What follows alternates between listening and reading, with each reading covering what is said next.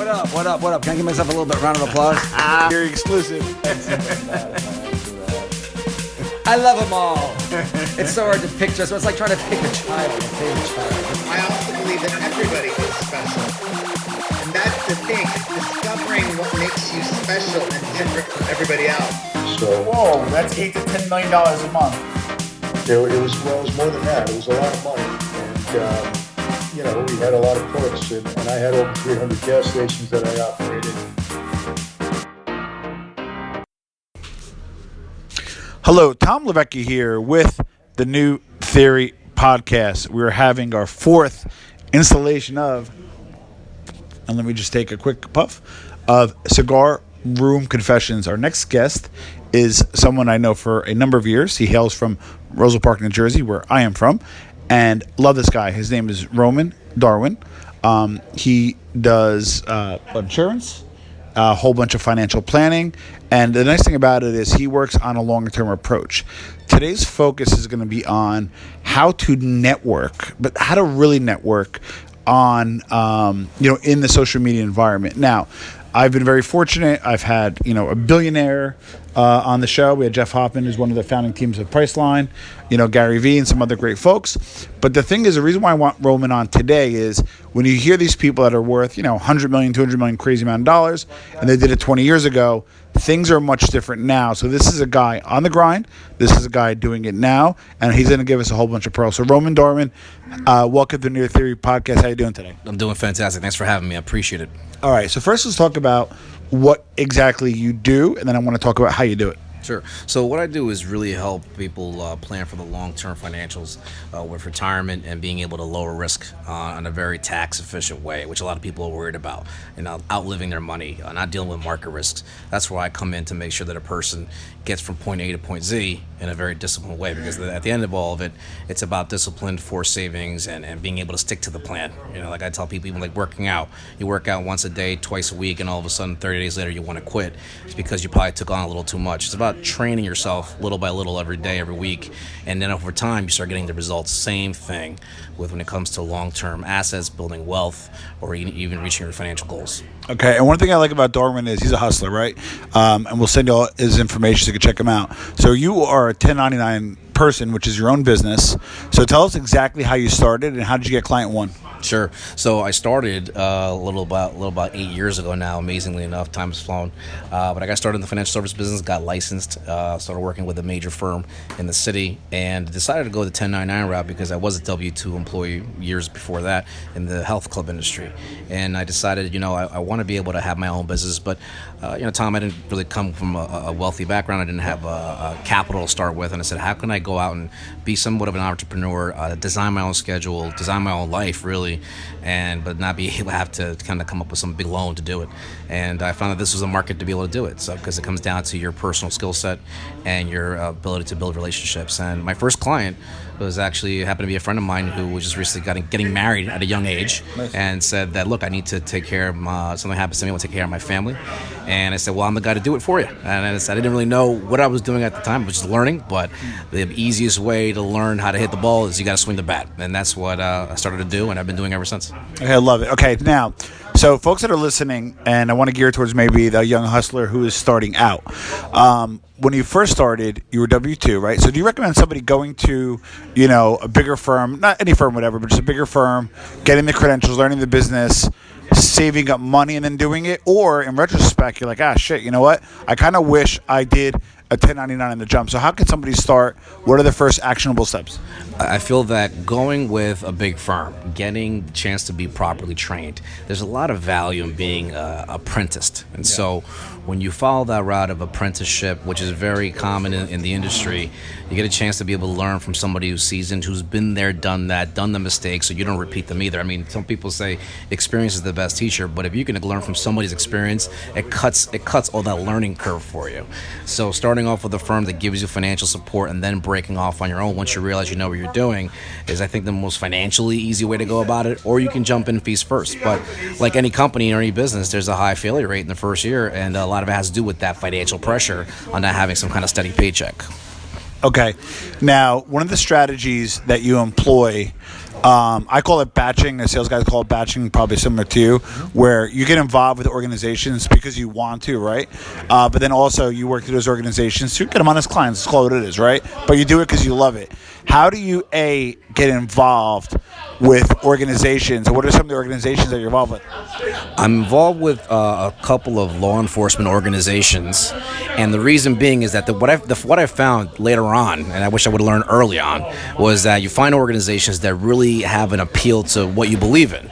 I work with organizations that help law enforcement. I work with organizations that help Latino businesses. I happen to be Hispanic, so you have to find something that resonates with you too, so you can believe in the cause. And one of the biggest things I learned from that is that not just being a member, but also being a participant. What I mean is, the more you serve an organization, if you're volunteering for the American Legion, if you're volunteering with the Marine Corps League, if you're a veteran, which I am, if you're working with the Rotary Club, or you're working for a local chamber, I am. I was in the Marine Corps for 4 years. Oh, shit. So all those things come into play, and you got to realize that you can be a spectator and just be a member and just show up at the events, but when you start really serving the cause, other people see that. Even in nonprofits, if you're serving a board, that also opens up other doors, because people are seeing that you're not just in it for yourself, you're there to help the organization, and people see that, and that's a sign of leadership, and people want to be around a leader. And when you're a servant leader, it really pays dividends on that. I agree, and I don't talk about this enough, but two things. One, thank you for your service. I appreciate that. I've known Darwin for a number of years, and kind of a guy who grew up in town, and kept tabs on the years. I didn't know your service, so congratulations on that. And again, thank you for your service. That's how I'm able to have this podcast, because of people like you. And then number two is, what I like though is, you're not pigeonholed, meaning like you just got recently like award, like an Italian American award and all these other stuff, and I love that, because you're going out of your fray. So I see you're servicing places in your niche, but you're also being honored by associations that technically, you're not Italian American, but they honored you anyway. Right. So give us kind of like the strategy on, somebody's listening, right? And maybe they are with a big firm, they want to go by themselves. How do you first set up by yourself, on a 1099 basis? And number two is, what are some organizations that, no matter where you are in the country, that they can reach out to, whether it be Rotary Club, etc.? Right. In starting off, it's like, I know a lot of people say, well, I don't have this, I don't have that. And I remember listening to I think it was a video podcast of Tony Robbins saying how it's not so much you lack resources, but people lack resourcewulness. Yes. And it's about being resourceful. And even when you first start in the industry, even if you were to open your own brick and mortar business, a cigar shop like we're in right now, if you were to grand opening this thing, who are you going to call? You're going to call the people that you know. Yeah. You're going to tell your friends and family to show up to your business, to show them exactly what you're doing. It's the same thing in any industry that you were starting on your own. So you start with the people that you know, the people that care about you, that most likely hopefully support you. And by the way, don't be surprised if you think the people that are going to be your biggest cheerleaders don't show up. Yes. It's okay, because they may not show up. But to get started, it's about being resourceful. Then you go from the warm market, which is what I just talked about, to going into maybe a little bit outside the warm market, which is called with regards to associations, affinity groups, your church. Anywhere that you can speak to a people on a very favorable basis is a way to start with any kind of industry and be able to start gaining clients or gaining customers, and depending on what kind of product or service you're offering. Okay, so I set up the LLC. I get, I assume I have the licensures, which takes a minute, right? But we're gonna, as an actionable step, you get in touch with groups that you're interested in and that you participate in, and then you do it. But you're also using social media in a more effective way. So obviously, again, I know Darwin, I've been following him, but you're using it effectively to get clients. So give us your biggest mistake so far in using social media, and give us one or two of your wins. Well, I will tell the biggest mistakes was people are watching, right? And if you're looking to build a brand, you got to be able to sometimes draw the line what's appropriate for your brand and what's not appropriate for your brand. Maybe showing a picture of yourself on social media, funneling a beer may not be the best idea. Yeah. It might show the human side of you, but when you're out there and you're showing up for an event, showing support, definitely post that. Whenever I go to a charity event, whenever I go to a fundraiser, I'm constantly posting that so that people can see that I'm out there talking to people. And then the other part is good content. I mean, right now, social media, some people tend to see it. It could be a very negative thing. People like to air out the dirty laundry and talk about how they're feeling horrible or what's wrong in the world. Yeah. And that tends to be in your feed a lot. If you start sharing more positive messages, people like seeing that, and you'll notice the likes go up, the little hearts go up, the little smiley faces go on. That's where I found the difference, where I'm doing better in the sense that people, there's a hashtag that started recently that a buddy of mine made as a joke calling Darwin everywhere. Oh, shit. And I was like, do you really feel like I'm everywhere? I was like, because the funny part is I'm really not, but I want people to assume that I am everywhere, and that's okay, because it's this omnipresence that people, they're always thinking about maybe a service that I represent. I want to be the first name that they think of, so that's where I'm out there and I'm doing certain events. I constantly take pictures with people, whoever I can, and post them across my all social media so that people know that I'm out there and I'm working. Got it. Okay, one of the things that, and I wrote a sales book, and I've been a professional in sales for a number of years, but I've never done per se the network marketing, right, in a sense, right? And one thing I always worried about is that, the guy selling me their knives, I never wanted to be like that Aunt Sally who was like doing the MLM or selling knives, and then she calls you and you're like, oh man, like, hit the I can't talk right now button because she's going to sell you knives. So how do you balance out, like, your friendships and selling to people? Sure. And that's what's called, some people call it jokingly the NFL. You end up belonging to the No Friends Left Club. Yeah, and that happens in my industry too, because a joke that one person says, hey, if you're at a crowded party and you want to try to get yourself a seat, tell somebody you sell life insurance, guaranteed they'll walk away. But it's because that you don't want to be that guy. You don't want to be that gal that's always constantly, all you do is talk about what it is you do for a living. Be a person, be human, and also with your friends or family, you got to be able to give them a possibility of an out. If they're not interested in what you're doing, that's okay. I usually I've told at the beginning, and even today, I said, look, that's okay. You may not meet me. You're probably working with somebody at this point. Totally fine. I appreciate it. Can I give you a call in a year and to let you know how I'm doing? Yeah. Is that fair enough? And they're like, yeah, no problem. Call me in a year. Fine. They feel good because they can walk away from the conversation. I feel good because I can walk away from the conversation too. And when I see them at a barbecue or next time at a party, we can just talk about other stuff. We don't have to talk about that anymore. Okay, now I've been fairly fortunate where, when I ask friends and family for support, the podcast, listen, check out a client that's doing whatever. I've been pretty fortunate, but the same token, like, I try not to be annoying, and I definitely fall into that space sometimes. And then on social media, what you do is, the Gary rule, you want to give 51% and ask for 49%. How do you find that balance of social media where you want to generate content and you want to give, but you also want a few inbound from it? So how do you strike the balance on the content end and on the social media end, not just texting your Aunt Sally? Right. There's definitely the balance. Like I said before, it's the balance of not necessarily should be airing your dirty laundry either. I personally lately have noticed that staying away from, for example, anything political is probably a no-no, really, when it comes to drawing people into your sphere of influence, because it just creates a lot of tension. It's a very sensitive topic. Yeah. So I would say stay away from sensitive topics and voicing your opinion, because sometimes that could create division within your own social network of people. But then do the fun stuff. I mean, sure, post a picture of what you're about to eat. Maybe post something about your new workout. People love people that are moving forward, that are looking to be able to get themselves to another level, whether it be because it's human to be able to want to lose weight. It's human to show a picture of some amazing freaking taco we just devoured. Everybody feels the same way, but less people want to hear about maybe your political positions or where you stand on issues that are currently affecting the world. So I would say avoid those, but stay on the fun side. Try to keep it fun. Got it. Okay, now you're a good dude. Like, you're like a good guy. Like, you have a good message. You really want to genuinely help people. I think it resonates. But the truth of the matter is, and I tell this to people all the time, because we'll sometimes get involved with like Indiegogos and fundraising, and just not my exact experience. However, I've seen, being in marketing, that sometimes the closest people that let you down, or people that like you would think would be a no-brainer are not. So like, give us what to expect. Like where, hey, and you're not throwing anybody at the bus. It's just being respectful and honest. But at the same token, this is an actionable podcast. You hear the ambiance in the back, and I'm sorry for the audio, but we're in a cigar room confessions. There's two guys sitting having a cigar, and that's what this podcast is about. So if there's going to be noise, there's going to be noise. So with that said, is like, who in general in your experience, and without throwing anybody under the bus, is, if I'm going to start network marketing, right? Okay. Insurance, let's say, vehicle, who would you be surprised who disappoints, and who has shown you upside surprise in terms of generality? And it's a sensitive question, but just share that. I can be general on that in the sense that you got to also find, if you're going to get involved, let's say in network marketing, you're going to get involved in some kind of direct sales organization. You really want to find the organization that's going to have the best interests of the product or the customer at heart.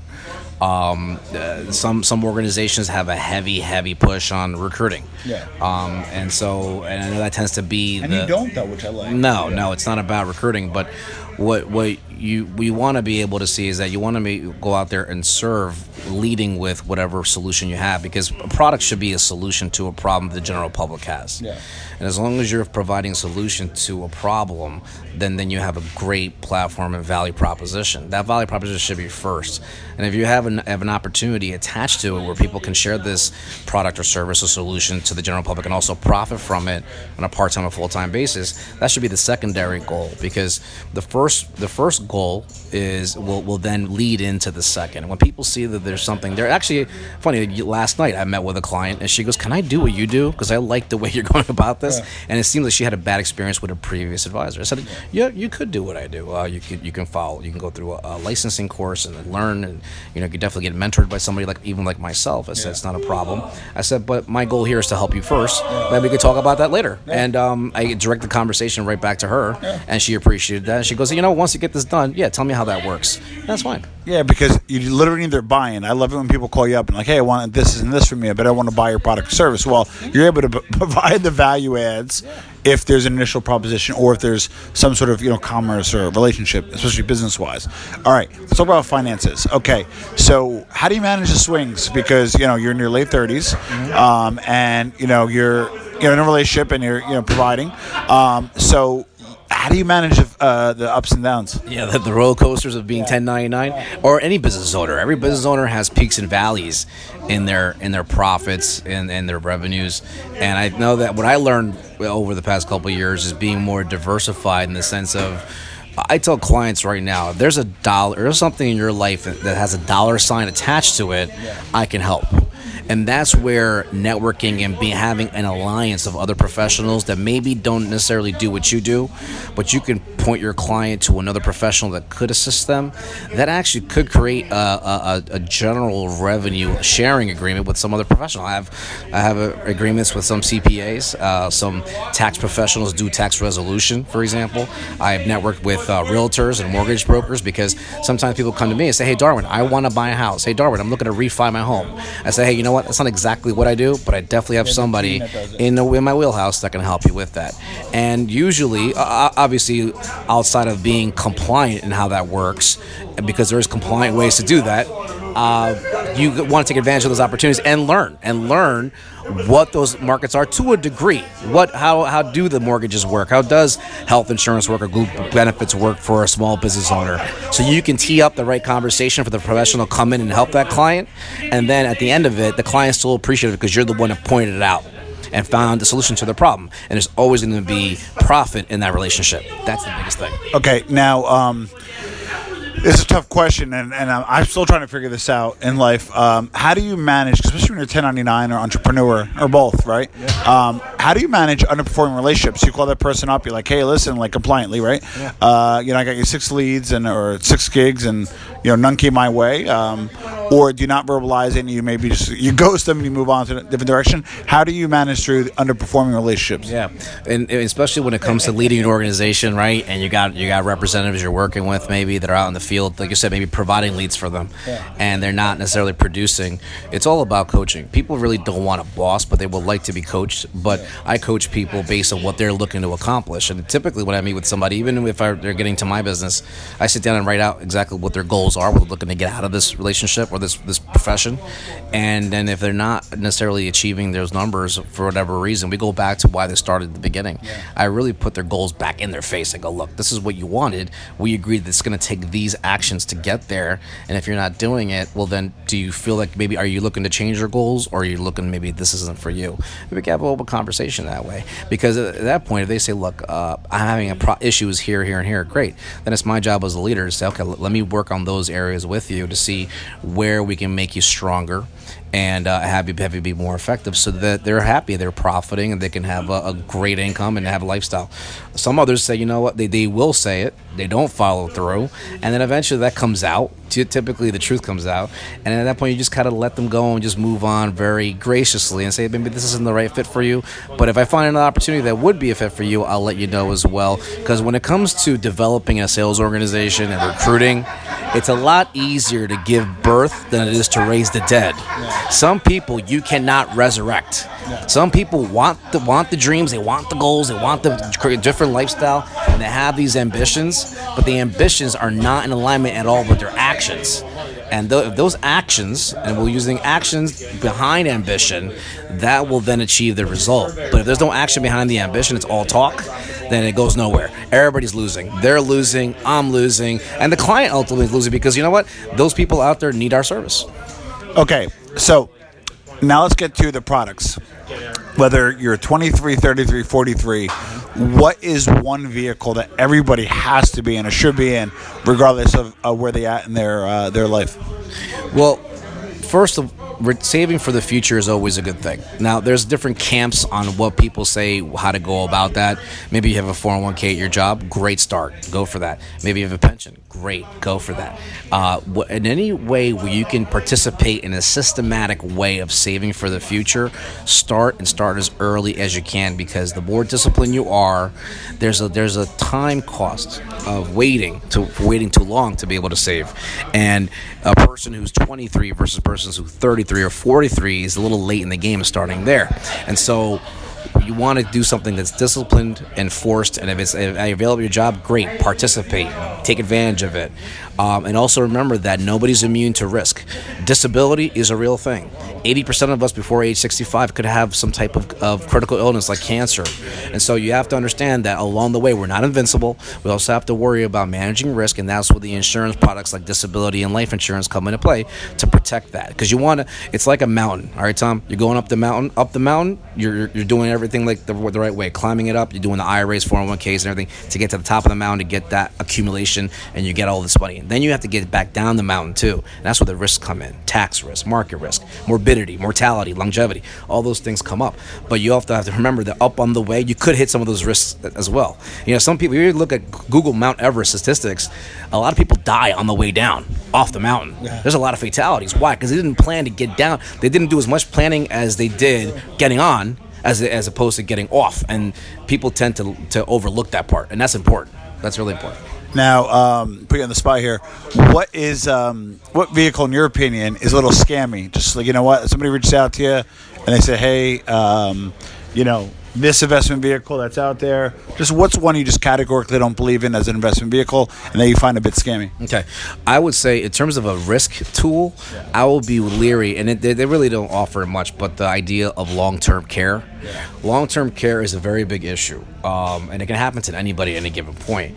But long-term care policies in the industry have been dwindling because of the fact that people stay on those kind of situations for a long time, and their policies can't hold up it. So I will be wary of it. There's other ways to go about managing those risks with disability or life insurance can be a lot more effective.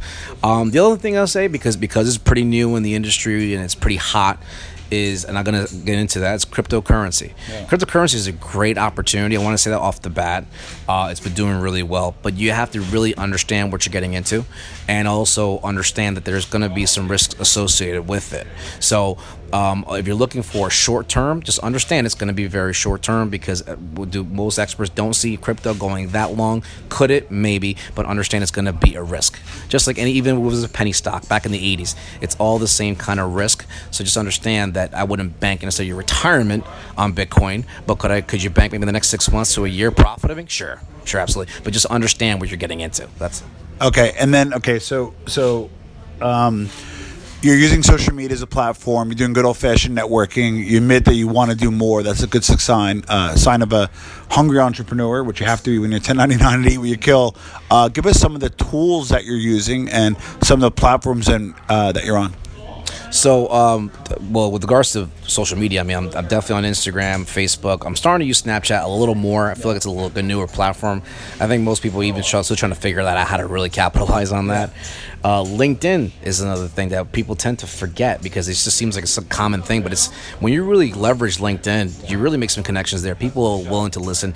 Don't forget to post on LinkedIn. That's an important thing. Keep posting on LinkedIn. People see that. And then there's the old-fashioned part, like we talked about, the networking part, going out to events consistently going out, shaking hands, giving cards. I would say a goal for anybody to have in their profession is my challenge to everyone listening to this podcast. If you just started in business, no matter what it is, and you have a business card, don't order just 100, don't order 500, order 1,000. And make it your goal to get rid of 1,000 as much as possible. But those 1,000 cards have to accompany a handshake. If you give out 1,000 cards, guarantee you there's no way you can't have some kind of positive result from that. Got it. Now, one of the areas that we talked about earlier, and I'm going to put you on the spot a little bit more, is generating content. I noticed that I think your best content you're not publishing. I think that your best content is not out there because although you're taking a photo of you getting an award or you getting a photo at networking all these events, I would like to see more content from you.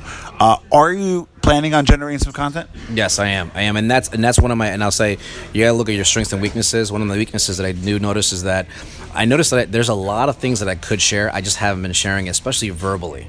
And using maybe more video content or even podcasts like this one is another media to be able to get my thoughts out and be able to get my message out, which I'm not doing a good enough job at, and I look forward to really implementing that really, really soon. How many hours do you work a week? I'd say about 40 to 50 hours a week, and maybe more, because I mean we're not counting the driving time, we're not counting the time I'm at the office. I know it's hard to say because some people ask me, "What are your hours?" my answer last night was 24/7, because I never really switched the gear off because I'm always thinking about what can I do better, and that's a 7-day-a-week process. I'm always reevaluating. Every day I wake up. And I just think about what could I do better today that would be better than yesterday. That's really what I look at. Your biggest mistake to date? My biggest mistake was not starting sooner on getting involved with organizations, and not just getting involved with being a leader, immediate volunteering. If I were to say one of the secret sauce to networking, volunteer. Get involved, volunteer, give up some of your time, but the time gets paid back in dividends for sure. The relationships that you build from volunteering in organizations, getting involved in the community, being that person that it goes way beyond what most people are ever going to do, and you will stand out. Best day of your life? Best day of my life? Well, there's a couple of them, but the most memorable day of my life in my industry, it happened recently.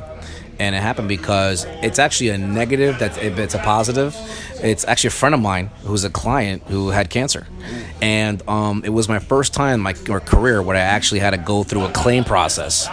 And because of the planning that I did with my client, they were made whole due to the plan that we put together, because he got cancer. He was really scared. He had no other plans other than one that I put in place for him. And a year and a half later, fast forward, he's cancer-free. He's in no debt because of that cancer, because illness or sickness can put you behind a lot in bills. Once you get sick, your income goes down, the bills go up. They go a different direction. So I was, thankfully, that planning that I did with him was the only thing that really saved him financially, and that raised my conviction of what I do. I mean, up until that point, I knew my promises. I believe in what I was doing, but until you actually see it at work, that's when it really turns your perspective, and you really get rid of this whole gun-shy feeling of maybe not wanting to approach people, because now I feel it's my mission to tell people about those kind of things that could happen to anybody. Okay. Worst day of your life? Worst day of my life, I would say, is the day that I've given up. I gave up once in this business. I gave up. Oh, wow. I walked away. I got out. I went into marketing for a beer company, right, for like almost a year. And that was something of a learning experience. Because then I said, you know what? There's a reason why I stayed in the industry. And somebody told me, it's like, you know what, Darwin, you weren't supposed to be doing this, man. You need to go back. Did you get free beer? I did get free beer, a lot of beer. I got gained a lot of weight. I got a lot of freaking swag. It was fun. But then I looked a year later. I was like, you know, what the hell did I just freaking do? You know, like I just freaking wasted a year in something that really was not my calling. And I went back, and that was that. When I made that decision to quit, I actually learned something to it. So you know what? I really got to remind myself of what it is I'm looking to do every single day, because all of us want to quit. We all have those freaking bad times. We want to say throw in the towel because it gets too hard, and it happens to everybody every day. But you wake up every day and tell yourself why it is you're doing. Give yourself a few reasons why you don't quit, and that will keep you going. Okay, so somebody's listening and they want to, and we'll have your contact details at the end. Somebody wants to get back on track financially or start building. What's the first thing you should do towards minimizing risk and start growing? Put money away in a very specified way. Like I said, if you have some way to do it at work, great. But if not, you can use very easy products. Even I talk about the old classic life insurance policy. You can put money in that. It'll grow tax deferred. It's a disciplined, forced way of saving money on a tax-free basis later. People tend to forget that part. Yeah. But it's been around for 100 years. It's tried and true. It's very disciplined. It works, but it also gives you a way to start building some kind of long-term asset with very, very low risk. And so start somewhere and then stop putting it off too. That's the other thing. Yeah. Don't put it off. There's next year is always better. I'm too young, or I'll do it next year when I get the tax refund. There's never going to be the right time to retire. Yeah. But most people, and I saw this from Prudential, it says nobody ever says when they get to retirement, I wish I would have started later. Yeah. Yeah. Nobody ever says that. Yeah. They wish I would have started earlier, save money earlier. The quicker and faster you start, the more disciplined you become, the happier you'll be down the road. Love it. All right, I have a little gift for you. This is a signed version of Crushing It from Gary V. Yeah, from Gary V. That's our gift to you. No, you earned that. Thank you. Signed copy of Gary V. Thank you. It's not made out to you because I didn't know I was going to give it to you, but I decided to give it to you. I'll take a picture and send it to Gary V. Maybe he'll give me a shout out. Absolutely. So how can we find you? Well, you can actually email me. I'll give you my email right now, Darwin Roman 908 area code at gmail.com. You can follow me on Facebook, Darwin Roman. You'll find me. You'll see my face there. Hey, I'm open to a phone call anytime. My cell phone number, my personal cell phone number is 908-590-1653. 908-590-1653. I'm an open book, a glass house. You want to ask me any question, give me a call. I'll be glad to help. And even if I can't help, I'll find somebody that can. Awesome. In closing, what are some of your philosophies in life and business? When it comes to working with a team, I recently was watching a video and it made a lot of sense. And I encourage anybody on here to watch it. Look up geese flying in formation. Okay. If you look up geese flying in formation, there's a reason why they do that. When they fly in the formation, they're able to actually travel a lot faster and a lot smoother in that V formation. They lower turbulence, they lower drag. Yeah. Once they get out of that formation, they don't fly as efficiently.